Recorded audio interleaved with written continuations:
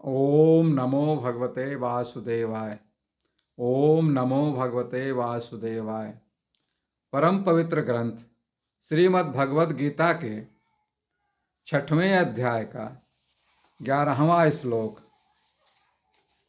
श्लोक है, शुचो देशे प्रतिष्ठाप्य स्थिरम आसन आत्मनः न उत्सृष्टम न अतिनीचम चैलजा जिन कुशोत्तरम।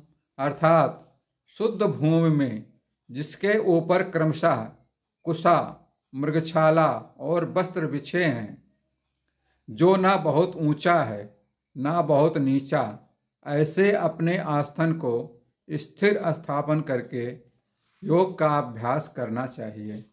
ये तो हो गया मित्रों इसका अर्थ। अब इसकी व्याख्या देखिए। व्याख्या कहती, यहाँ पर भगवान श्री कृष्ण ध्यान योग को अभ्यास के लिए उपयुक्त आसन और स्थान के विषय में बता रहे हैं। ध्यान योग में मानसिक एकाग्रता को बनाए रखने के लिए शांत, स्वच्छ और उपयुक्त स्थान का चयन महत्वपूर्ण होता है।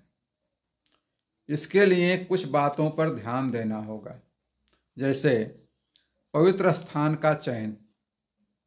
ध्यान के लिए वह स्थान शांत, स्वच्छ और आध्यात्मिक दृष्टिकोण से शुद्ध होना चाहिए। ऐसा स्थान मानसिक शांति प्रदान करता है। आसन की विशेषता। आसन जिस पर आप बैठकर ध्यान लगाते हैं वो स्थिर और आरामदायक होना चाहिए।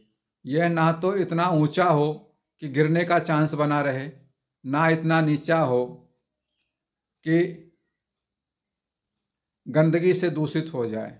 इसलिए उसको सामान्य ऊंचाई पर एक समान स्थिर होना आसन होना चाहिए, आरामदायक होना चाहिए। आसन के लिए सामग्री क्या क्या चाहिए? इसके लिए चाहिए कुश, मृगचर्म और कपड़ों से बना होना चाहिए। इनमें से कुछ भी हो सकता है, कुश का भी हो सकता है, मृगचर्म का भी हो सकता है, या कपड़े का भी आपका आसन हो सकता है, जिससे साधक के शरीर को ऊर्जा संतुलन बनाए रखने में मदद मिलती है। ध्यान का उद्देश्य क्या है? ऐसा स्थान योगी को ध्यान में स्थिरता और शांति बनाए रखता है। सही वातावरण और आसन एकाग्रता को बढ़ाते हैं,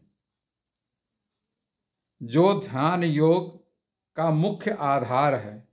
भगवान श्री कृष्ण ने यहाँ पर आधुनिक समाज के लिए भी एक संदेश दिया है कि योग केवल मन और आत्मा की साधना ही नहीं है, बल्कि यह शरीर और वातावरण के साथ एक सामंजस्य बनाना भी है।